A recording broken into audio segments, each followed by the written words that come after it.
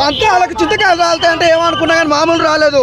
అసలు మామూలు సినిమా మాత్రం ఒక లెవెల్లో ఉంది.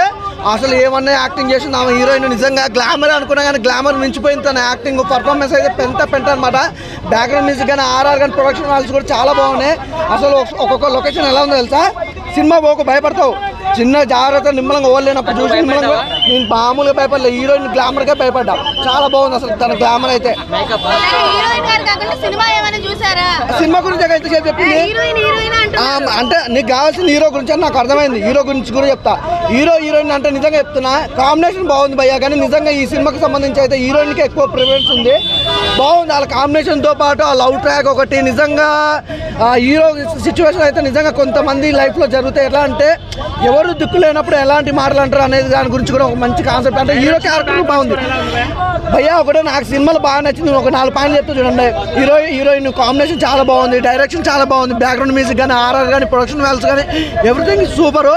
ఈ రోజు రిలీజ్ అయిన సినిమా ఇది మంచి సినిమా, చాలా బాగుంది. తన యాక్టింగ్ అంటే ఏంది భయ్యా, ఎంత అందంగా ఉందో తెలుసా, తన గ్లామర్ ఎలా ఉందో తెలుసా. అందమే చూస్తామా.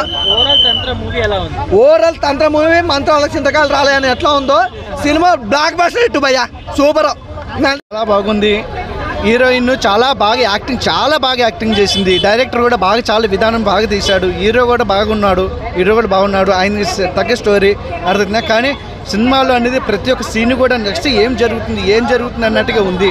మన పొలిమేర 2 తర్వాత పొలిమేర 3 అనుకోవచ్చు. దీన్ని చాలా బాగుంది. దాని విధానం కూడా హర్రర్ మూవీ అంటూ ప్రత్యేకంగా నార్మల్గా ఉంది. కానీ ప్రతి ఒక్కరు కూడా ఫ్యామిలీతో నుంచి చూడాలి. అంటే భయపడాల్సినంత సీన్ లేదు. చాలా బాగుంది. విధానం అనేది చాలా బాగుంది. ప్రతి ఒక్కరు కూడా ఒక వశీకరణ పూజ, ఆ వశీకరణ పూజ మన తాతలు, నాన్నలు, పెద్దలు అది గతంలో నమ్ముతుంటారు. ఈ జనరేషన్లో అలాంటి మంత్రం లేదు, దెయ్యం లేదు, అది లేదు, ఇది లేదు అంటుంటారు. అర్థంగా ఏదైనా కూడా బావిలో దిగితే లోతు తెలుస్తుంది. అలాగే ఇప్పుడు ఆ మంత్రం ఎలా ఉంది ఏంటి అనేది అది మీరు సినిమా చూస్తే చాలా బాగుంటుంది. మీ అందరికీ నచ్చుతుంది. మీరు